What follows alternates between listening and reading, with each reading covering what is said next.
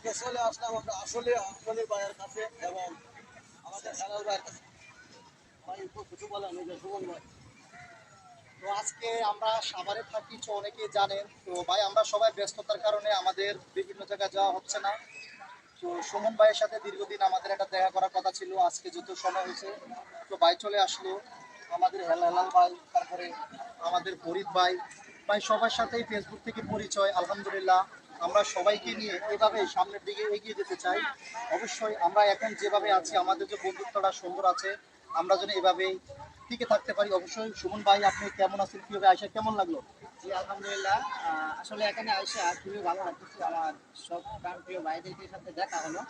আর জায়গার পরিবেশটা খুবই ভালো লাগছে আমার কাছে। জায়গাটা ছোট হলে পরিবেশটা খুবই ভালো। আর ওখানকার যে ভাই ব্রাদার আছে তারা আমাদের কি করবো অনেক ভালো একটা আমাদের প্লেয়ার দিয়েছে। তাদের সাথে জিনিসটা হয়তো আপনারা বুঝতে পারবেন। এখানে এসে তাদের কাছে আমার খুব ভালো লাগছে।